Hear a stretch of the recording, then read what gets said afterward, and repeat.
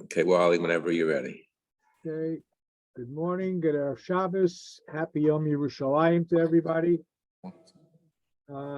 Next week, we celebrate the holiday of Shavuos, the celebration of when the Jewish people received the Torah. And Minhagim have a way of developing and growing.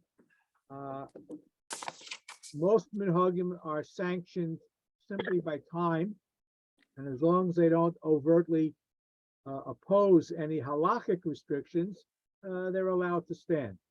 Many minhagim, I say, develop independently.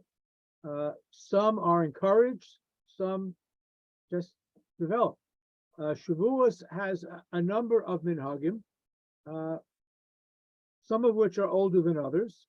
The minhag to stay awake all night long learning on Shavuos, it's a minhag, it's not a halacha, it's a very nice minhag, based on a medrash, because in the morning of Matan Torah, Bnei Yisrael overslept. So in order to, again, how do we know that? We have no video. It's a medrash. So as a wise person once said, every medrash has to be taken seriously, not necessarily literally.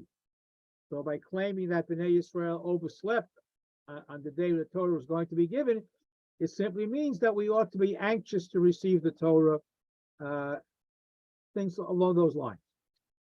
But so that's where the minhag came. So we stay up all night long, so we'll be awake when the Kriyas Torah is read about the Yasser Dibros. That's one very established minhag.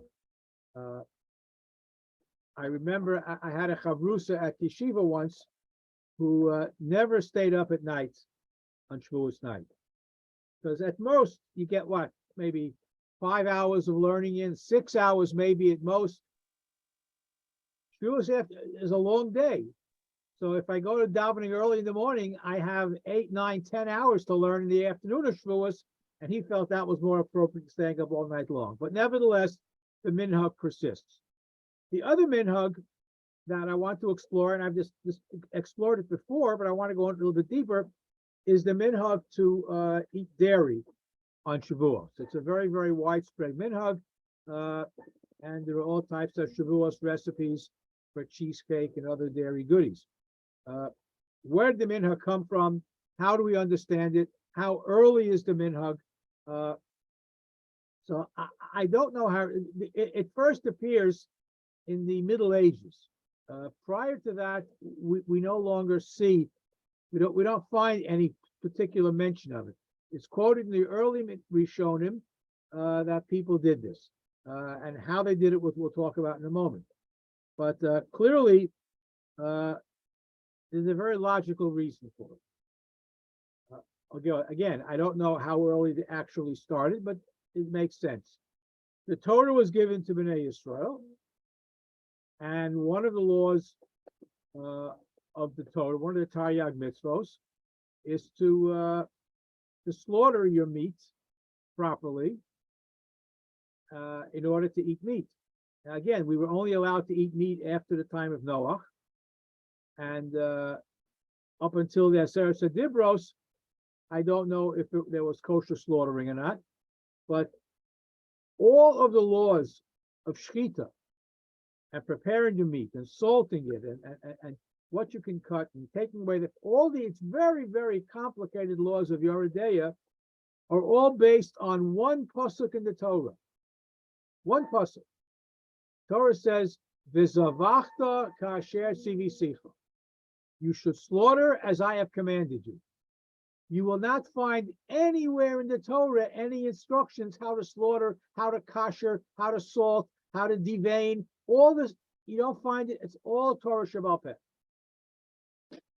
So Bnei Yisrael receives the Torah on Shavuos. What did they receive on Shavuos? Did they receive all 613 commandments? It doesn't seem that way. They got the 10 commandments. And then Moshe goes back up to Har Sinai for another 40 days, I guess, to learn all there is to learn about the Taryag mitzvos and the Torah Shabbat Peh that accompanies. Halacha Moshe Sinai. So where in the 10 Commandments does it say you have to keep kosher?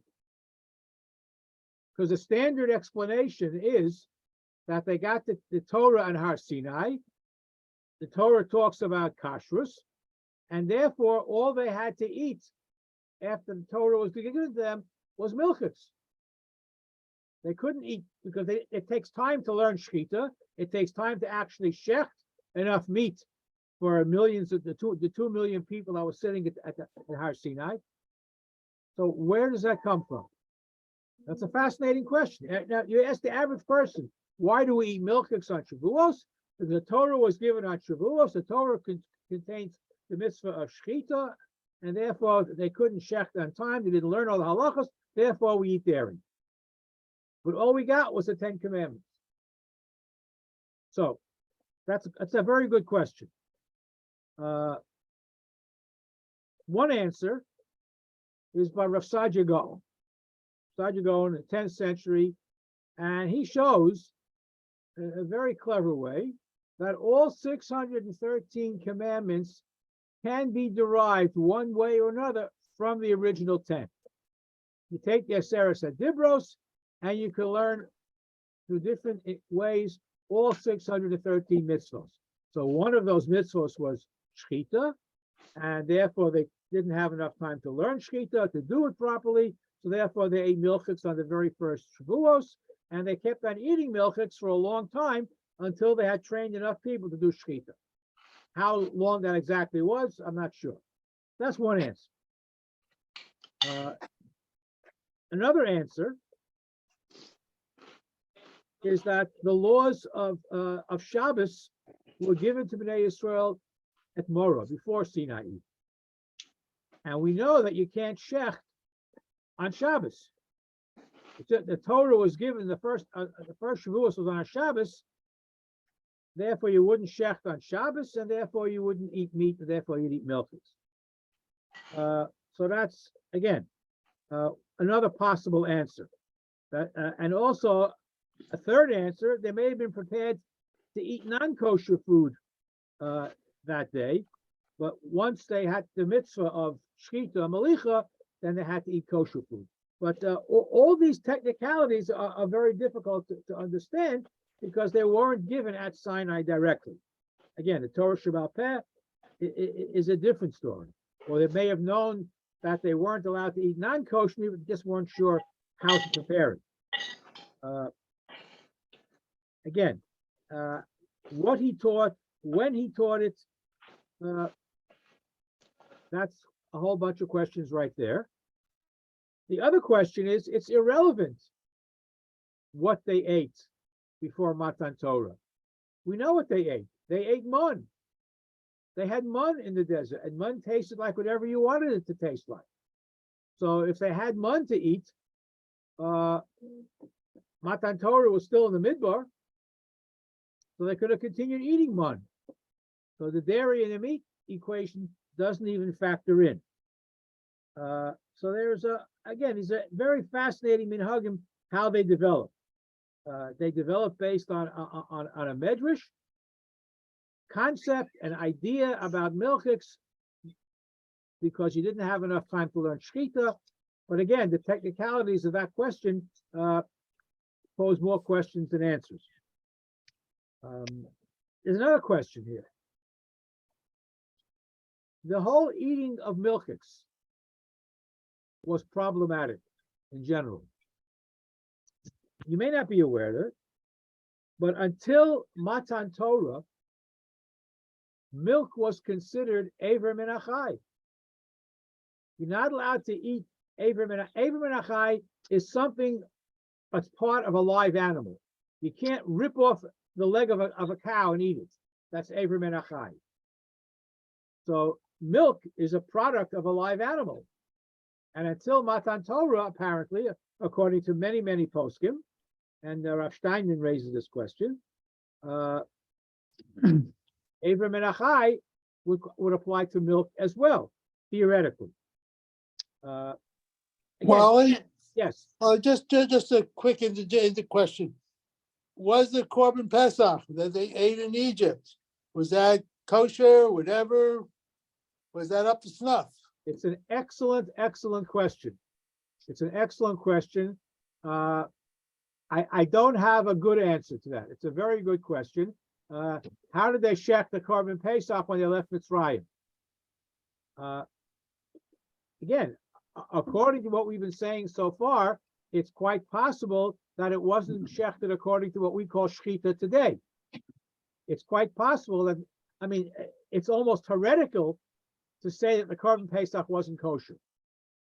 I'm not prepared to say that, but I'm not sure exactly, given the fact that the laws for shechita, unless you want to say, again, the fallback position for all of these questions, the very last Mishnah in Kedushin, it's not a Medrash, it's a Mishnah. A Mishnah is a statement of halacha. The very last Mishnah, Masechta Kedushin, says that Avram Avinu kiyem eskola Torah kula achlo nita. That Avraham, and by extension the Avos, observed the entire Torah and all its details even before it was given. So if that was the case, then we can assume that they had some level of observance even before Matan Torah, if we accept that Mishnah literally. So that might answer your question, that they had a Masorah of how to do it even before the Torah was given. But then again, it raises the other question. If they had the Masorah of Shechita before the Shechita mitzvah was given, then why was there a need to eat milchiks after Matan Torah if they already knew how to shech? So there's a lot of flux in some of these questions and answers. I'm raising it for you to think about between now and Shavuos, and maybe you'll come up with some good answers. But the Eivrim and Achai is a fascinating concept. The other interesting thing is that Rabbi Wally, excuse me. When did they learn Eivrim and Achai? Repeat that. Well, Eivrim and Achai is one of the Sheva Mitzvos B'nai Noach. It goes back in the early, and even non-Jews are obligated in not eating Eivrim and Achai. That goes back to the time of right after Noach. Sheva Mitzvos B'nai Noach, the 7 basic commandments that all humanity has to observe: killing and stealing and doing all these type of things, includes Eivrim and Achai, which is a mark of gross what's the word I'm looking for? Cruelty to animals. You can't do that. So that all humanity is required to observe that. Again, they don't, but halakha they're supposed to. But it's a fascinating question. That milk will be considered Eivrim and Achai. So again, the questions sometimes are better than the answers. The Ramah, which quotes the halacha for Ashkenazic Jews, says he quotes the minhag to eat dairy, but then right after you eat dairy, zecher to all these things that we've been mentioning so far, clear off the table and then have your fleshik meal, because you have to have fleshiks on Yontif. Wally. What many people do is they wash and they have some piece of meat, or chopped liver, or a piece of cholent, whatever it might be, and then they bench, and then they clear off the table, and then they wash again. I mean, you have the milchiks first, and then have the fleshiks right afterwards. So you say the Seudah, according to many authorities, that the Seudah Yontif and Seudah Shabbos has to have meat. Wally, What does a vegetarian do? Separate question. Yes. if you tear off a limb of an animal and eat it, that's cruelty to the animal and he feels pain. Yes. But if you don't milk a cow will feel pain. It feels no pain when she's milked. Correct. But if you don't Yes, milk, yes. So it would seem like, go ahead. I'll go you one step further. It's painful if you don't milk the cow. Right. And that was the heter to allow milking cows on Shabbos under certain certainty. You can't use that milk, but you have to milk. It's tsar bali chaim, and it's painful if you don't milk the cow every day. However, the fact, again, Matan Torah clarified the fact that it's not every minachai, but people are under the impression that something from a live animal, not just based on cruelty, but you can't consume something that is part of a live animal. for different reasons, perhaps. But again, this is a separate concept. Not everybody necessarily would bring that down as a reason, but the Gera Rebbe and others, permits you to drink, quotes the Zeres HaKosov for Eretz Zovas Cholav Udvash. So if the pasuk says it's a land flowing with milk and honey, it appears from that pasuk that you're allowed to eat milk and honey. But according to many others, it was considered Eivrim and Achai. So you have different interpretations there, not just based on the cruelty. But the fact that the Ramah quotes the minhag, which many people do today, of having milk products, a dairy meal and yantif, and then having a fleshik meal after. So you're having two meals, which are reminiscent of the Shtei Halechem. On Shavuos, you brought these two special loaves, the Shtei Halechem. So the two meals, two lechem, that is another connection for Shavuos. And there's a whole discussion whether you have to, can you use the same challah that you use for a milchik meal and for a fleshik meal? Moshe Feinstein deals with that.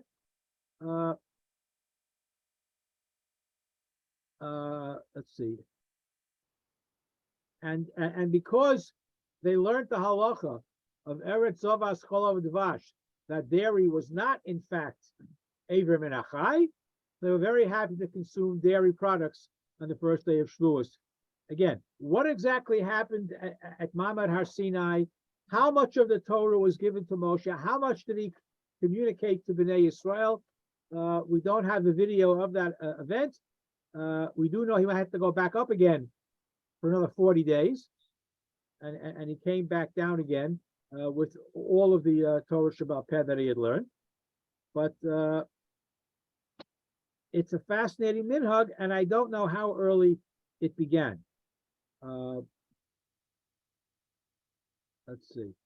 And all right, and the reason we eat it to commemorate the fact that it's no longer considered Eivrim and Achai.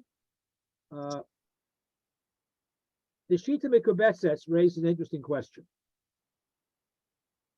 If it was Eivrim and Achai, then how did Abraham serve milk to the Malachim that visited him?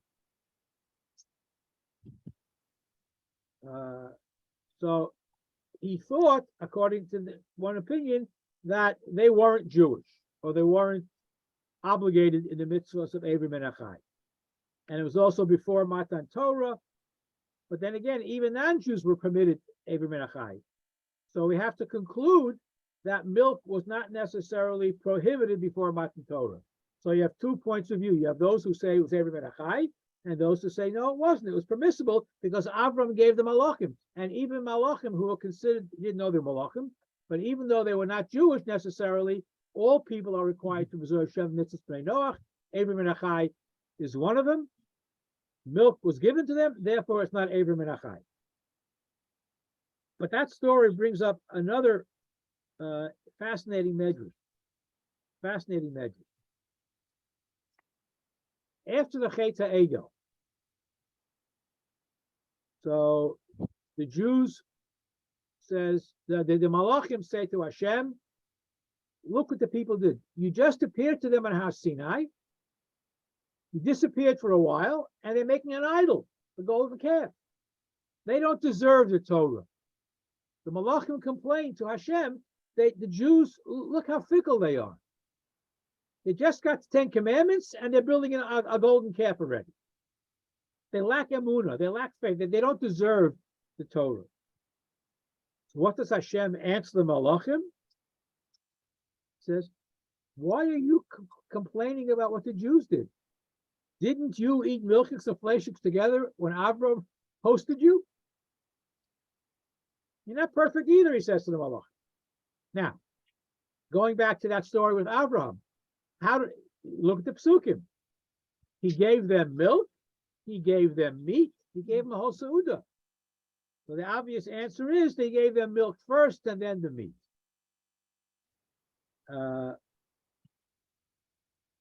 So the Rav Soloveitchik puts it all together. Because what the Malachim should have done was to eat the milchiks, wash their hands, remove all the dairy, and then eat the meat, which is exactly what we do on Shavuos. We commemorate the fact that we ultimately merited receiving the Torah the second time as well, because we were very careful about separating meat from dairy the first time around. So there's a lot of discussion about what seems to be a very simple minhag. Shavuos is much more than cheesecake. Shavuos is about Matan Torah. Shavuos is about Torah Shebal Peh, as well as Torah Shebeksav. It's a very powerful yontif if it's understood in its proper context.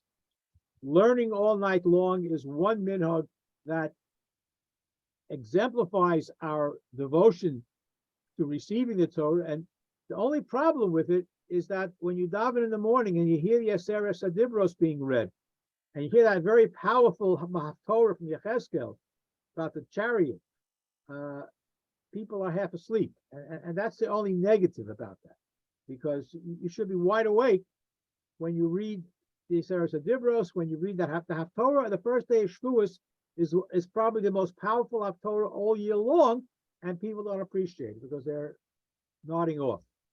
But whichever your minhag is, to just have a dairy meal or to have a dairy meal followed by a fleshik meal, it's all good.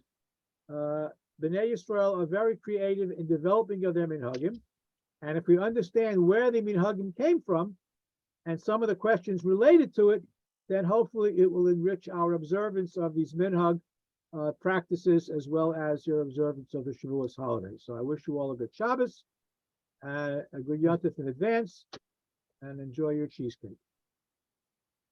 Any questions on that? Fascinating minhag. Thank you, Wally. Have a great Shabbos. Okay, be well, everybody. Happy